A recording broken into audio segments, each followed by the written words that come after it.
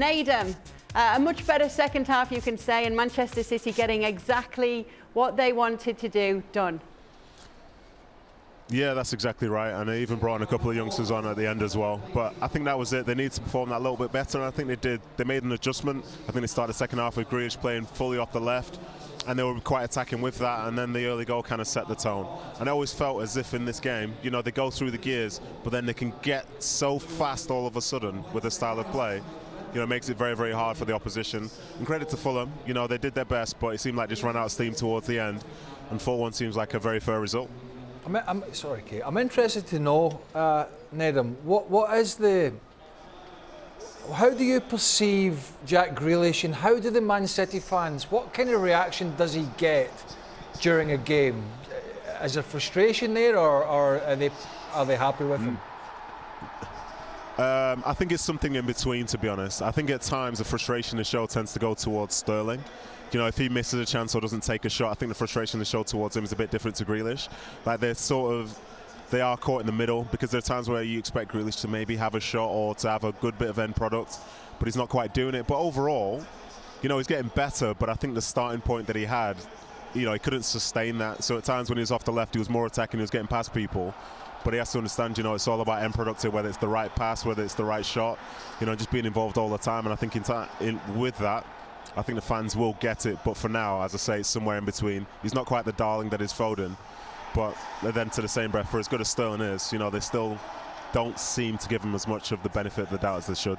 The reason I asked that was because, you know, when you go to somewhere like Man City with so many big stars and you're a huge signing and you are a talent, they have come to expect from what they've watched live and on TV, end product.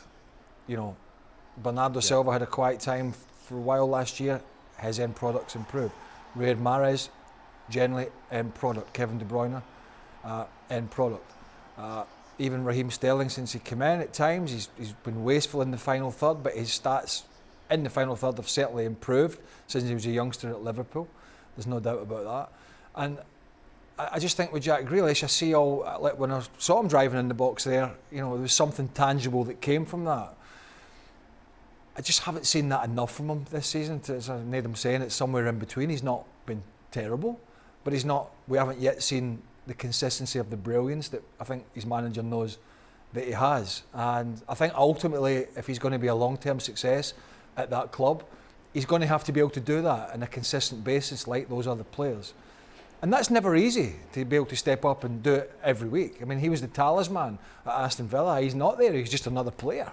But he's another big, expensive signing that they expect to be performing at the same level of these other players that I mentioned. And we'll find out whether Jack Grealish is able to do that over the longer period. But I was pleased to see him driving into the box like that, because I'd rather see him do that than some of these little tippy-tappy passes when he just, you know, tips it off to a teammate. And yeah, sometimes he drags some defenders over, and that it's the right time to pass it off. But I just think at Man City, the expectations are so high, it's all about the end product. Yeah, and Pep Guardiola, Nedum's got to be happy with that result, not just obviously because they progress in the Cup, and as we were talking about them taking Cup competition seriously, but they have just had a break, and as you know, when a team are in form, sometimes that break in play can actually stop that form and cause a few problems. But now, a great way to pick things back up for 2022 now. Yeah, for sure. I think they'll have an idea of, you know, how many games they want to be playing between now and the end of the season, and how many wins are probably going to be required to be able to lift as many trophies as possible. So that sets the tone. You know, the 2 weeks off, as you say, can sort of stunt momentum sometimes. But then in the same breath, I think Man City, as is the case with lots of other teams in the Premier League, probably needed the break physically. So now the players are all back in. They've had time to get a week's worth of training in them, not be worried about games coming in 2-3 days, who's available, who's not. And, you know, you can work on some of the things again, which maybe you get time to do in pre-seasons. You know, you get that, you can get that sort of feel for it. So to start with a 4-1 win in the Cup, obviously they were favourites for it. And I think at times, you know, in the first half, maybe you would have been disappointed by the manner of the performance. But the second half was really good.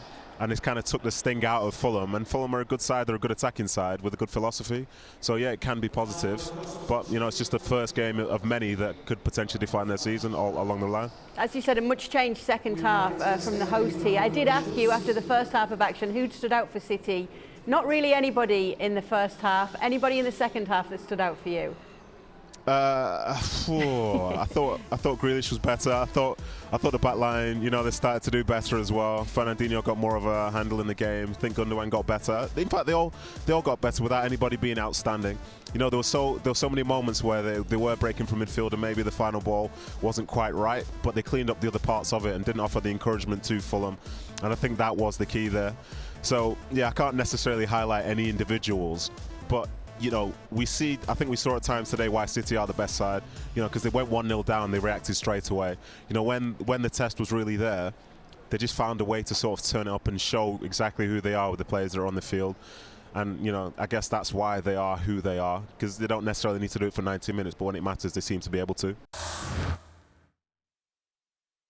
Well, thank you very much for watching ESPN on YouTube. For more sports highlights and analysis, be sure to download the ESPN app. And for live streaming, premium content, and let's not forget as well, ESPN FC 7 days a week. Subscribe to ESPN Plus.